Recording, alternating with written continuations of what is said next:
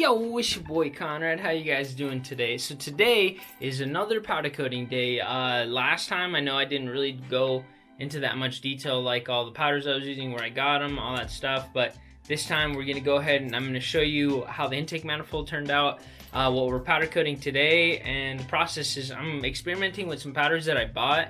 So yeah, I'm pretty excited. Let's fucking get down to it. As you can see here, look at that. The lower runners came out amazing.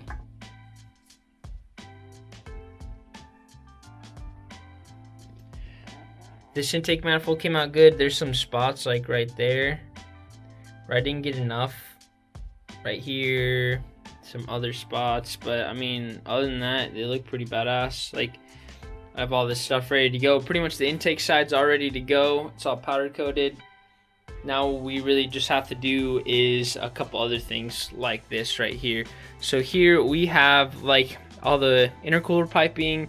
This is also intercooler piping. I got my blow-off valve flange welded on there. Looks pretty good. And then I need a cerakote that. So we need to cerakote all of this stuff. Essentially, cerakote is pretty much the same process as everything like powder coating, but it's just in the spray form. So, and the heat ratings are really amazing. They're like 1500 degrees or whatever. So I'm gonna cerakote the down pipe, the screamer pipe. Look at this thing, this thing's still gangster. And then this, and then the hot side on my turbo. We're gonna cerakote all that. We're gonna re-powder coat all this. Powder coat those two and that, just to have all of this ready to go. Those still need to be done. And what we're gonna go ahead and do today is this, and that. Here are the powders that we're gonna be using. So Mystic Purple, it's like a dark matte purple, so we're gonna try that on this, just like to test it out.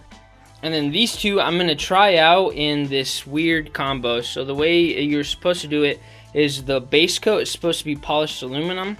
So I'm gonna shoot it with polished aluminum. I'm gonna shoot it with polished aluminum first, and let that dry for a little bit. After it's done, or it has to be around 200 degrees, and then we're gonna re-coat this with the top coat, which is candy purple, and it's supposed to look super nice. It's like a deeper purple, which I'm pretty excited to do. So we're gonna do these two parts. These do need to be prepped. I've already gassed them out. All they really need to be done is just prepped, like where everything else goes. We just need to prep them. So yep, let's go ahead and get her done. Since this stuff was already gassed out and everything, we don't really need to do much prepping on this stuff. So this one, all we're really gonna do is, because this is a test one, I just want to see how the color turns out. I'm not gonna really do much. I'm gonna put 2 or 3 hooks on here and put it in the corner so it hooks like that, just so we have a good ground. But yeah, I'm not going to be using this anymore. Yeah, I just want to know what this Mystic Purple looks like. But these two, obviously, since they're water necks, they need to be capped off. So I need to cap off right here and then cap off right here. So these two right there, just all you're really going to see is down here. And then here, a couple things need to be capped off. So in the Supra and the 2J, these two right here are grounding points for sensors. So these two like are all around here and here need to be capped off, and here too, because if not, then it won't ground right. And I've heard a lot of horror stories about things getting powder coated and not grounding correctly. So that's what we're gonna go ahead and do, and we might actually get these grounded off and then cut off in the future, but for now we're just gonna keep them like that. They look just fine. I'm just gonna put caps over them. We'll be good to go. But yeah, let's go ahead and prep these two and then get on with powder coating today.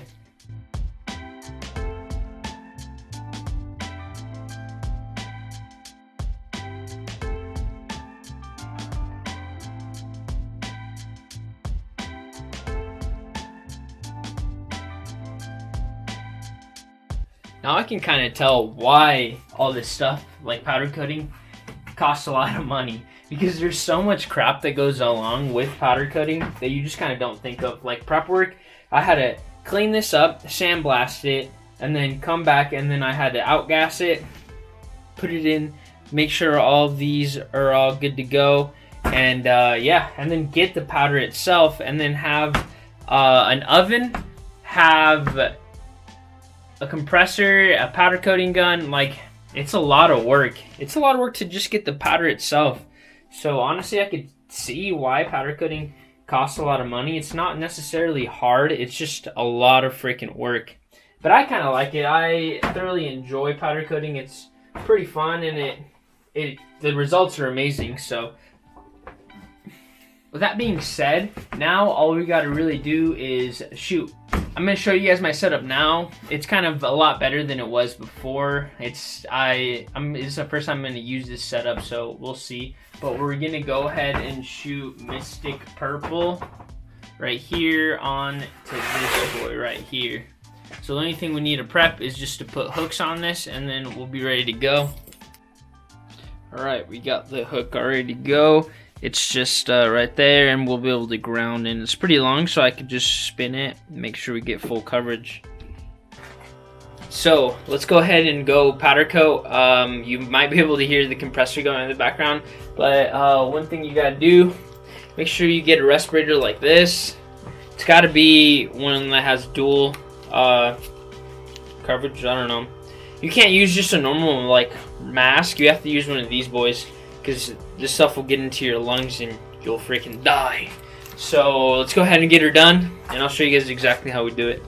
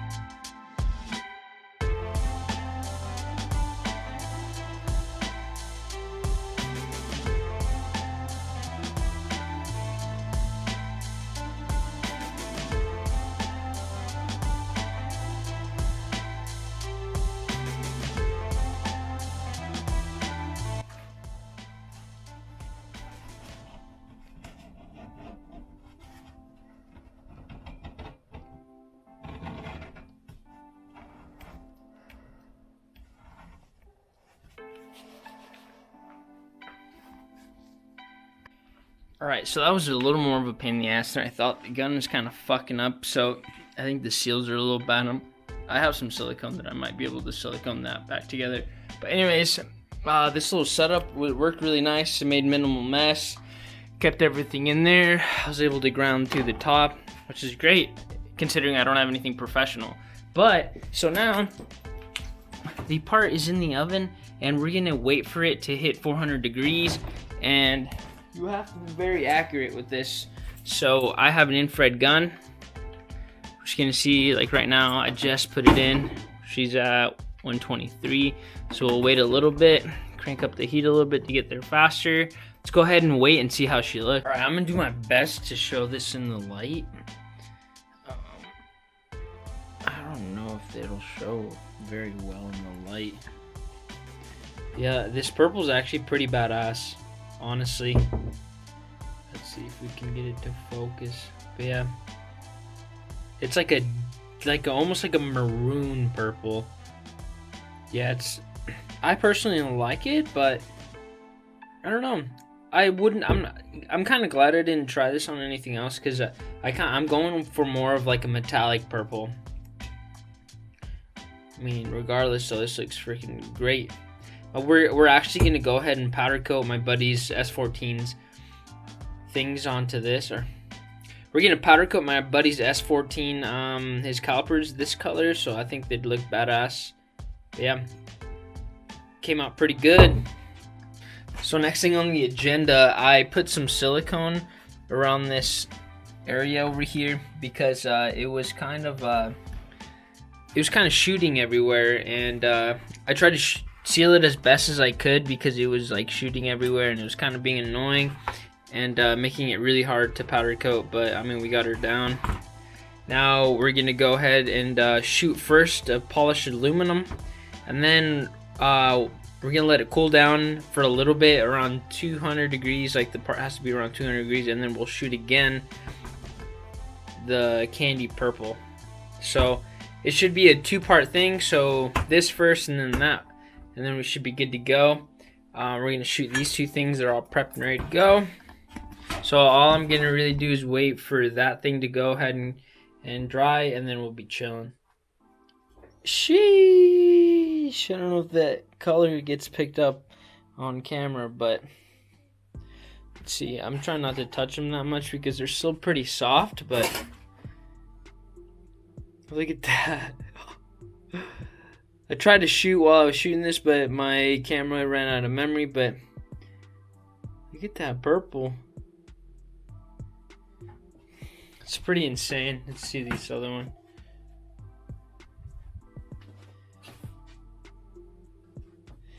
It's like dark purplish black. Like, I think I shot too much of it on top is probably why it's really dark on this side but really light on this one. I don't know how to explain it. But I'll kind of explain what we did here. So we went over this first in brushed aluminum, or polished aluminum, I guess. And then that made it very chromy. And then after that, we went over it in candy purple when it was kind of warm. So right out the oven, waited till it got to like 200 degrees and just kept going. I think what I should have done in this scenario is probably waited for it to cool down a little bit longer and then shot it. But I mean, it came out pretty well. I think they look amazing. I will be shooting my intercooler piping. So I'm going to be shooting my intercooler piping and my intake, all that color. So yeah, we're going to be shooting my intercooler piping, my intake, and all that. So this and these will all be purple. And a couple other things will be purple, but oh yeah, and also my turbo will be purple. So yeah, so it's kind of quite a bit of purple, but I feel like it'll definitely go well with the black, purple, goldish theme I'm going for. But yeah, I absolutely love this color. It looks a little, I don't know why this purple doesn't come through on cameras. But yeah, it looks freaking great. It was definitely a process to be doing all this. It takes so much time. But honestly, the results speak for themselves. It looks freaking amazing. I absolutely love this color. I'm definitely gonna do a lot more things with this in the future, just because the purple's so crazy. It's like, I don't even know how to explain how the color looks in real life. I'll have to take like cool pictures of it, but yeah, they look freaking badass. And here's that Mystic purple. It almost looks black on camera, but yeah, the Mystic purple, let's see. Yeah, it looks kind of weird. It's more like maroon. I don't know, I don't really like it. It's alright, it's an alright color, but I mean, I'm sure it looks better on like soft surfaces. It doesn't look very good on like this like rugged looking color. It almost just looks like spray paint. These though, oh, no wonder this is expensive. It is a pretty expensive powder, just because you have to buy two powders, and the powder is, I think, like $20 something. Can't really remember, but yeah, they look freaking badass.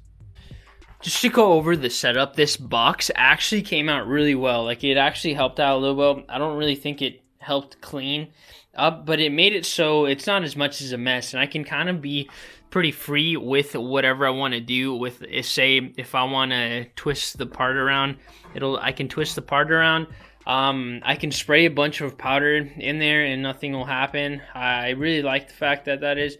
I'm sure if this was made out of like metal with like somewhere like in the bottom where I could catch all of the paint or all of the powder and stuff, I'm sure it'd be good. But I mean, for the setup we have right now, this is all we really have. But freaking, I mean, it's not bad for a pancake thing, that and that.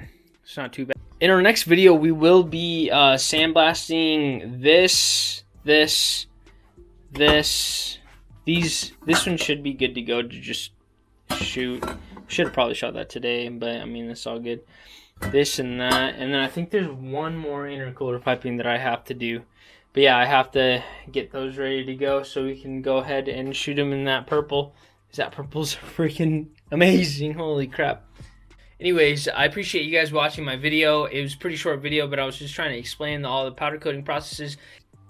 It definitely makes sense why powder coating is kind of expensive, because if you think about it, you have to prep the whatever you're doing, and then you have to shoot it and have the powder that you want, and make sure everything goes well. Because if you mess up, that powder just stays like that. It's really hard to get powder coat off. You have to strip it, and I personally don't have a stripper, so I don't know. It's definitely pretty hard, and you have to have an oven, like a big oven. So if you want to powder coat big things, you won't be able to powder coat them, and it kind of sucks.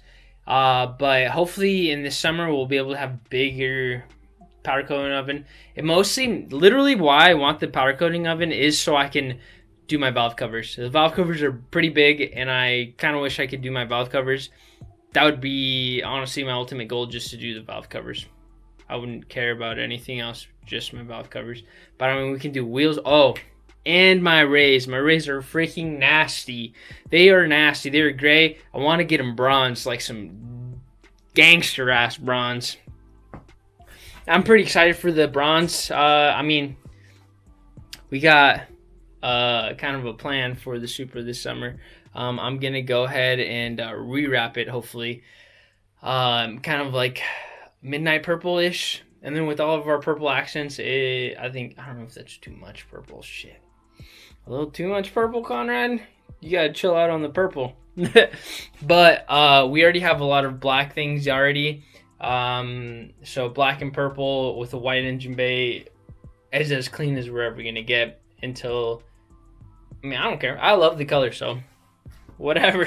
But yeah, so I appreciate you guys watching my video. If you guys can give it a thumbs up and subscribe if you're not already subscribed already. Let me know in the comments if you guys like this purple. If you guys have any other suggestions on things that I should be doing, that maybe you guys are experts on powder coating, I don't know. But you guys have a wonderful day, and I'll see you guys in the next one.